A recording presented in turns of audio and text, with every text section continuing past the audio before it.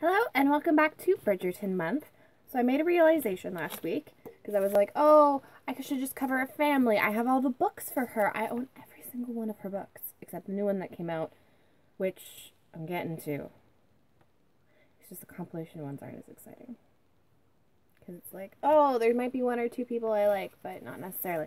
So I was going through the books looking for the next ones because I only found the first three, and I'm like, that's kind of weird because there's 9 technically. And I was like, oh, my friend has them. Stories of being a library. So I came up with a solution. I printed out the covers from her website, which I love actually. It's one of the better websites. It has everything nicely organized. It's beautiful. Into like the story groups, which is wonderful. So today we are dealing with Colin and Penelope in Romancing Mr. Bridgerton. Colin and Penelope is another one of my favorites. It took me a while to actually love Daphne and Simon so much. Like, it, over the course of rereading them, it was like, oh no, I really love you. Whereas Colin, when you read a lot of historical romances, it's very much structured very similarly.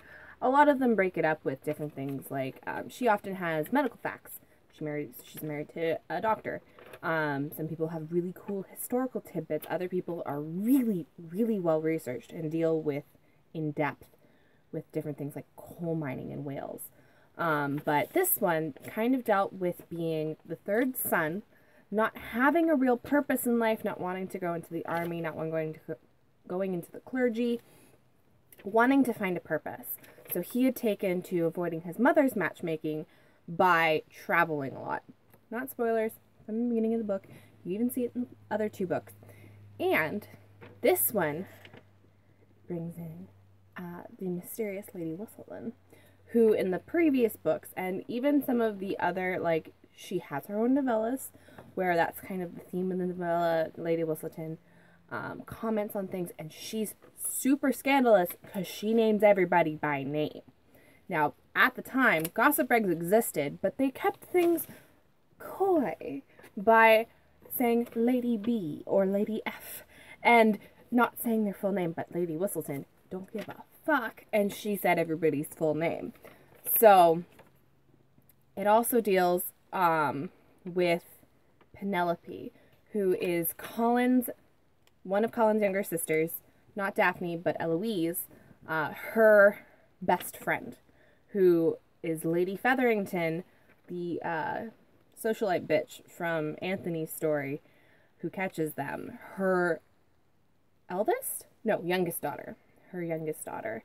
And by this point, her elder sisters have made okay matches.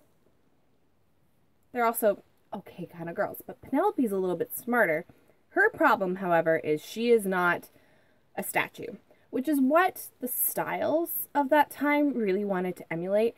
People were bringing back statues from antiquity, from Greece and Rome, and everything was like flowy, and so they wanted to emulate that. It caused a lot of people to lose their health, but Penelope had curves, and you were presented when you were like 16. So a lot of, they called it puppy fat. And so by the time she hits 22, which is when this is taking place, she's refined a little bit more. She hasn't lost it, but it's, I want to say toned. Toned in the right spots. Nowadays, she would be a banging thick girl and rocking it. But back then, that's not what happened. And girls are bitches. Girls are really big bitches. And girls in the ton are super huge bitches. So this is their story, Romancing Mr. Bridgerton. This is the latest cover. They now all come with the second epilogues. I obviously followed them from before there were second epilogues, and so I have the book of the second epilogues, and I'm going to cover that separately. But now you can get it with all of them with the second epilogues. So I'm going to throw up the spoiler wall. So I will see you on the other side.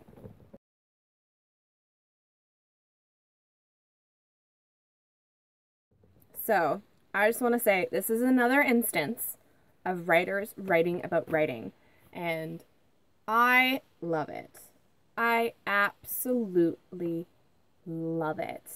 I don't remember exactly how Colin and Penelope end up getting married. That's not the important part of the novel for me.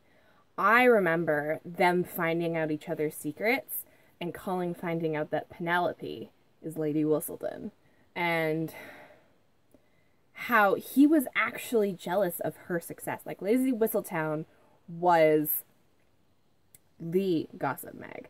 And so she was published, she was out in the world, she had made her mark. It was super dangerous. So, of course, protective instincts were like, please stop this. Please stop this. You will be shunned forever. Our children will be shunned forever, and maybe their grandchildren. People have long memories.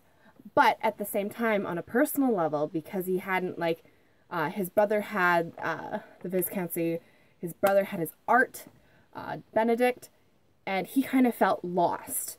And she finds one of his journals from all his travels, and it mentions how the water in Greece, I think was, that it felt like bath water after an hour.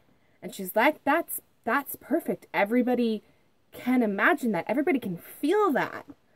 Because everybody's been to the shore, so they can feel the water, and then they can feel the temperature, and it's awesome. So she encourages him. She kind of gives up her writing, but she edits his, and it's just beautiful. And it also, I forgot to mention this in the spoiler-free part, it has one of my favorite sayings ever that I know off by heart, is that no man, Colin decided at that moment that no man should try to understand the female mind.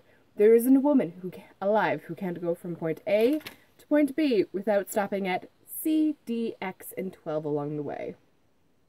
I love her. She's brilliant. Just, oh. So, those are kind of my thoughts and feelings on Romancing Mr. Bridgerton, the 4th book in the series. So we're down 4 siblings, the 4 oldest. So Anthony, Benedict, Colin, and Daphne. Next is Eloise and Francisca. Francisca's kind of a special case because technically she marries right after it's either Benedict or Daphne. She marries really early, but there's some drama. We'll get into that. But Eloise is next, and that one takes place immediately after this one. So if you're picking them up in, like, chunks, those two right after each other, because they'll make so much more sense. So thank you for watching. If you liked it, hit the like button down below so that I know.